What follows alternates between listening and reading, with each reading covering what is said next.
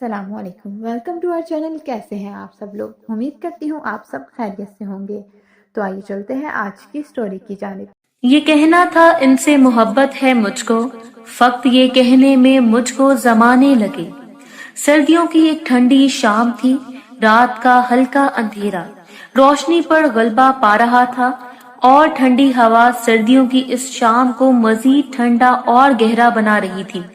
سڑک کے پار بنے فٹ پاتھ پر کمر پر بیگ باندھے عاطف تیز قدموں سے اپنے گھر کی جانب بڑھ رہا تھا، جو کہ آج اپنی ٹیوشن سے لیٹ گھر واپس جا رہا تھا، اور اسے اندازہ تھا کہ گھر میں اس کی بوڑھی ماں اور بڑی آپا روز مہر اس کی فکر میں ہوں گی۔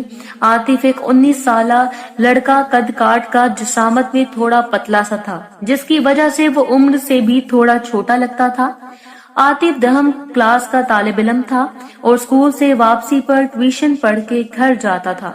وہیں عاطف کی ماں گھر میں الگ پریشان چارپائی پر بیٹھی دروازے پر ٹکٹکی باندھے عاطف کے انتظار میں تھی، اور بار بار روز مہر سے عاطف کا پوچھ رہی تھی۔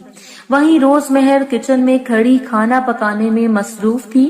روز مہر عاطف کی بڑی بہن تھی، عمر 28 سال تھی، سب اسے بڑی آپا کہتے تھے۔ روز مہر قد کاٹ میں لمبی اور جسامت میں بڑی ہوتی تھی، انتہا درجے کی خوبصورت اور بڑے بدن کی مالک تھی۔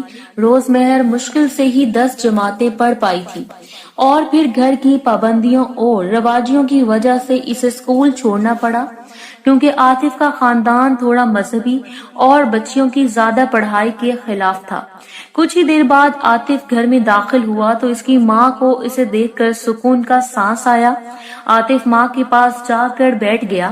عاطف کی ماں اس سے پیار کرتے ہوئے پوچھنے لگی کہ آج دیر کر دی، جس پر عاطف نے بتایا کہ آج ماسٹر جی نے دیر سے چھٹی دی۔ ماں بولی، ماسٹر کو بولا کرو نا کہ جلدی سبق پڑھا دیا کریں، شام کو زیادہ دیر نہ کیا کریں۔ عاطف بولا، امی جان وہ ماسٹر ہیں، کسی کی نہیں سنتے۔ عاطف اور اس کی ماں کی باتیں چل رہی تھی کہ روز مہر کمرے میں داخل ہوتی ہے، ماں کو چائے دیتے ہوئے عاطف سے کہتی ہے، آج پھر لیٹ؟ عاطف بولا، آپا ماسٹر نے دیر سے چھٹی دی تھی۔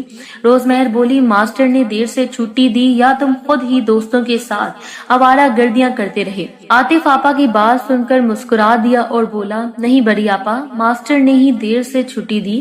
تبھی روز مہر نے عاطف کو دیکھا اور ہنستے ہوئے بولی، اچھا جھوٹے انسان، اب اٹھو اور جا کر بیگ کمرے میں رکھو اور کپڑے چینج کرو۔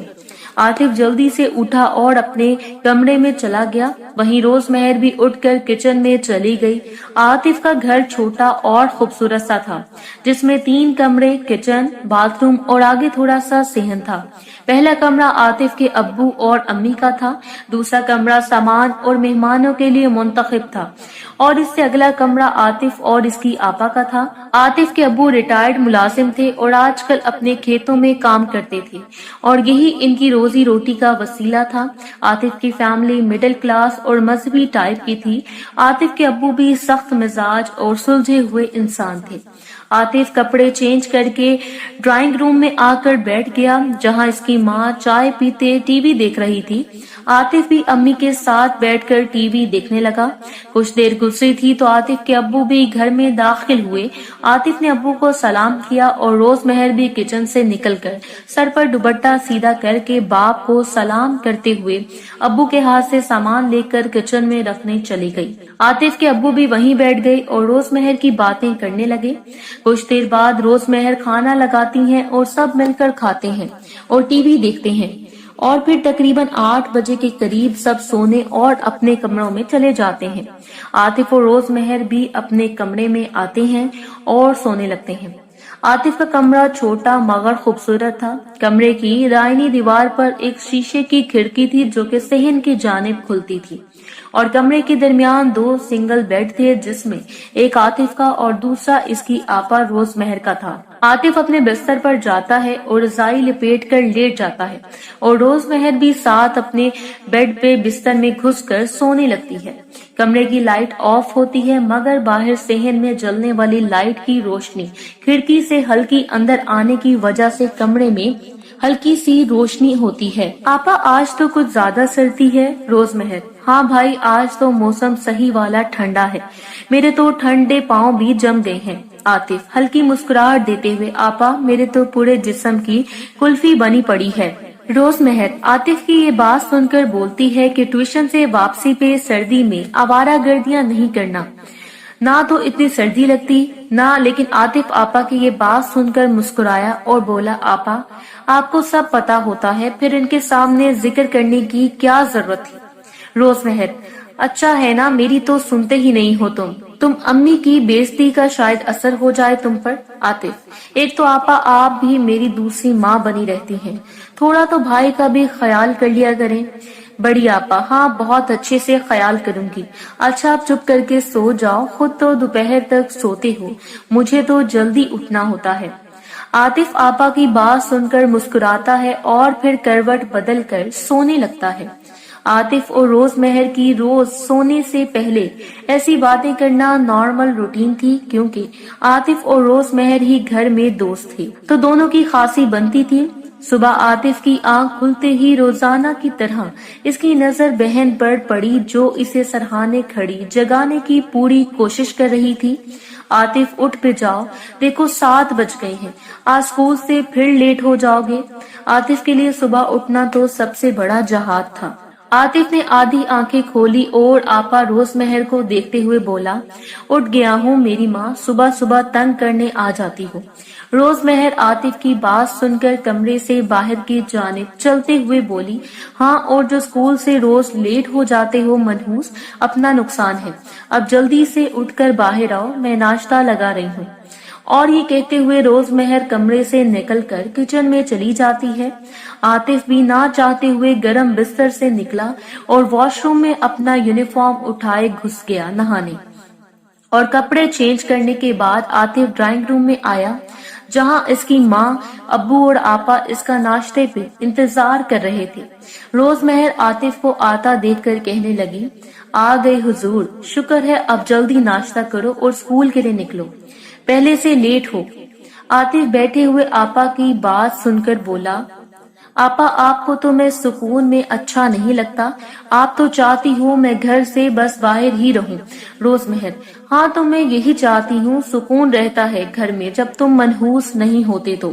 और एक जोरदार कहका लगाती है। आतिफ बहन की बात सुनकर बोला, आपा आप जाओगी घर पे, मैं तो इधर ही रहूंगा। और रोजमहर आतिफ की ये बात सुनकर शिकायत करते हुए कहने लगी, अब्बू देखो ना इसको, ये लड़ रहा है मुझसे। जिस पर आतिफ के अब्बू हंसकर बोले, बेटा चुप करके नाश्ता करो, सुबह सुबह तुम दोनों की फिर लड़ाई शुरू हो गई। आतिफ नाश्ता करके घर से स्कूल के लिए निकल पड़ा। स्कूल के दरवाजे पर पहुंच के आतिफ को जमील की आवाज सुनाई दी, जो इसे पीछे से आवाजें दे रहा था। जमील आतिफ का क्लास फेलो है और आतिफ पीछे मुड़ा तो जमील के लिए रुक गया और फिर दोनों मिलकर स्कूल में दाखिल हुए। जमील आतिफ का क्लास फेलो होने के साथ साथ इसका हम उम्र भी था, इस काम में भी तहत और इसका गुरु भी था। आतिफ अब जवान था और इसका भी खड़ा होता था और बाकी लड़कियों के बारे में मालूमात इसे जमील से ही मिला करती थी। यही वजह थी कि वो दोनों इससे काफी अच्छे दोस्त थे। स्कूल में ब्रेक टाइम बैठकर दोनों लड़कियों वगैरह पर बातें करते थे। आज भी जब ब्रेक हुई तो आतिफ और जमील स्कूल के ग्राउंड में एक दीवार के